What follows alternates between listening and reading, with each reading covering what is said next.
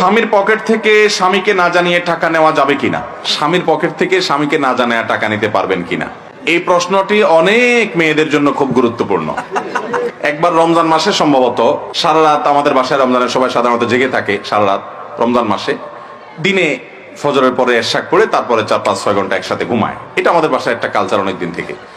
তো বিশেষ করে শেষ দশকে বেশি, আর অন্য সময় অনেক সময় হয়, করোনার সময়টা বেশি হয়েছে। যাই হোক, তো আমার মনে আছে একবার কোন এক রমজান মাসে 1-2 বছর আগে হবে, করোনার মধ্যেই, তো আমরা এরকম সকালে ঘুমাইছি, মোবাইল সাইলেন্ট করা আছে, ঘুম থেকে জোরের আগে উঠছি, উঠার পরে দেখি একই নাম্বার থেকে অনেকবার কল, ধরেন 15-20 বার কল। আরে একটা নাম্বার থেকে এতবার কল আসছে, নিশ্চয়ই কোনো মানুষ বিপদে পড়ছে। কল ব্যাক করলাম, দেখি ওই পাশ থেকে এক ভদ্র মহিলা বলতেছে, হুজুর আমার একটা ইমার্জেন্সি মাসালা, সেজন্য আপনাকে বারবার বিরক্ত করতেছি। আমি বললাম, হ্যাঁ বোন, এটা বুঝতে পারছি আমি, ইমার্জেন্সি না হলে এতবার কল দেয় মানুষকে মানুষ, বলেন তাড়াতাড়ি বলেন। তখন ওই পাশ থেকে ভদ্র মহিলা বললেন, হুজুর মাসালাটা হলো আমার স্বামীর পকেট থেকে আমি টাকা নিলে জায়েজ হবে কিনা, এই প্রশ্নটাই। আমি বললাম, এটা ইমার্জেন্সি মাসালা হলো আপনার? এতবার কল দিছেন, আমি তোমার সাথে কোনো বিপদ হয়ে গেছে।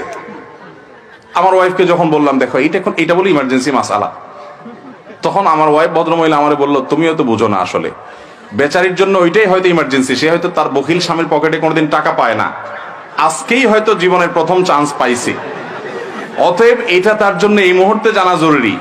তুমি তোমার জায়গা থেকে সবকিছু হিসাব করলে তো হবে না, ওই বেচারের জন্য ওইটা ইমার্জেন্সি ছিল হয়তো বা। আমি বললাম, ঠিক তো, আমি তো এইভাবে চিন্তা করিনি, হতে পারে।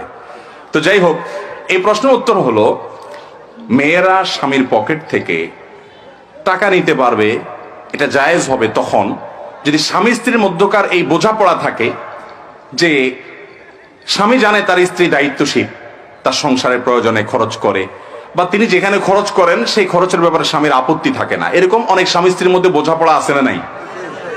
অনেকে আছেন যে হ্যাঁ, তার মানিব্যাগ থেকে তার স্ত্রী নিয়ে ভিখারিকে দিচ্ছেন, বাসার কোনো বাজার সদাই অনলাইনে অর্ডার করেছেন, সে টাকা দিচ্ছেন। স্বামীর কাছ থেকে প্রত্যেকটার জন্য আলাদা আলাদা অনুমতি নেওয়ার দরকার নাই, স্বামীর মৌন সম্মতি আছে, আছে না? এরকম অনেক ফ্যামিলি। এরকম যদি হয় তাহলে তো আপনি নিতে পারেন, কোনো অসুবিধা নেই।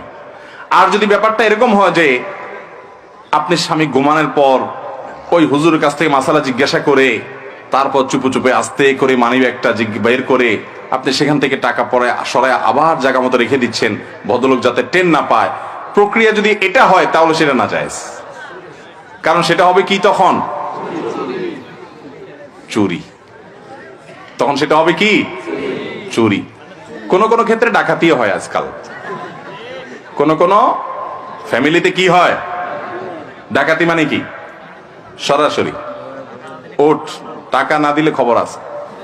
যাই হোক, স্বামী স্ত্রীর মধ্যকার যে খুনসুটি খানসাত, তাদের মধ্যকার যে আপনার কি বলে এটাকে, যে তাদের মধ্যকার যে ভালোবাসার একটা সম্পর্ক আছে, সেই সম্পর্কের কারণে একে অন্যের প্রতি যে আবদারের সম্পর্ক আছে, সে আবদারের সম্পর্কের কারণে আপনার নিল, স্বামী কিছু মনে করে না, হাসাহাসির মধ্যে নিল, এটাতে কোনো অসুবিধা। কিন্তু ওই যে চুরি করে করে সরাচ্ছেন, সেটা কিনা জায়েজ? হ্যাঁ, এই চুরি জায়েজ আছে একটা জায়গায়। সেটা কখন?